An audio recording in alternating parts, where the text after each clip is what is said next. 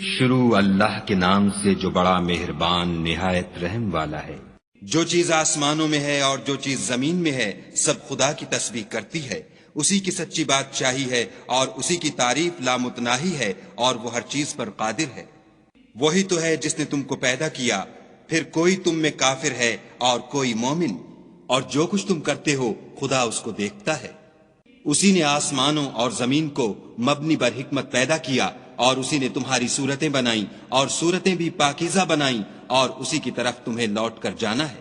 جو کچھ آسمانوں اور زمین میں ہے وہ سب جانتا ہے، اور جو کچھ تم چھپا کر کرتے ہو اور جو کھلم کھلا کرتے ہو اس سے بھی آگاہ ہے، اور خدا دل کے بھیدوں سے واقف ہے۔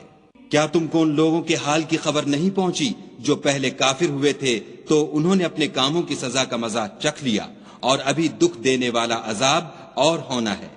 یہ اس لیے کہ ان کے پاس پیغمبر کھلی نشانیاں لے کر آتے تو یہ کہتے کہ کیا آدمی ہمارے ہادی بنتے ہیں، تو انہوں نے ان کو نہ مانا اور منہ پھیر لیا، اور خدا نے بھی بے پرواہی کی، اور خدا بے پرواہ اور سزاوار حمد و ثنا ہے۔ جو لوگ کافر ہیں ان کا اعتقاد ہے کہ وہ دوبارہ ہرگز نہیں اٹھائے جائیں گے۔ کہہ دو کہ ہاں ہاں میرے پروردگار کی قسم تم ضرور اٹھائے جاؤ گے، پھر جو جو کام تم کرتے رہے ہو وہ تمہیں بتائے جائیں گے، اور یہ بات خدا کو آسان ہے۔ تو خدا پر اور اس کے رسول پر اور نور قرآن پر جو ہم نے نازل فرمایا ہے ایمان لاؤ، اور خدا تمہارے سب اعمال سے خبردار ہے۔ جس دن وہ تم کو اکٹھا ہونے یعنی قیامت کے دن اکٹھا کرے گا وہ نقصان اٹھانے کا دن ہے، اور جو شخص خدا پر ایمان لائے اور نیک عمل کرے وہ اس سے اس کی برائیاں دور کر دے گا، اور باغہائے بہشت میں جن کے نیچے نہریں بہ رہی ہیں داخل کرے گا، ہمیشہ ان میں رہیں گے، یہ بڑی کامیابی ہے۔ اور جنہوں نے کفر کیا اور ہماری آیتوں کو جھٹلایا وہی اہل دوزخ ہیں، ہمیشہ اس میں رہیں گے اور وہ بری جگہ ہے۔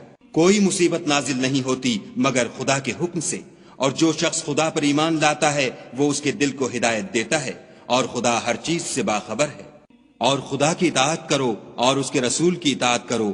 اگر تم منہ پھیر لوگے تو ہمارے پیغمبر کے ذمے تو صرف پیغام کا کھول کھول کر پہنچا دینا ہے۔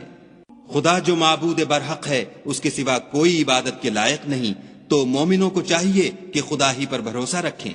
مومنوں، تمہاری عورتوں اور اولاد میں سے بعض تمہارے دشمن بھی ہیں، سو ان سے بچتے رہو، اور اگر معاف کر دو اور درگزر کرو اور بخش دو تو خدا بھی بخشنے والا مہربان ہے۔ تمہارا مال اور تمہاری اولاد تو آزمائش ہے، اور خدا کے ہاں بڑا اجر ہے۔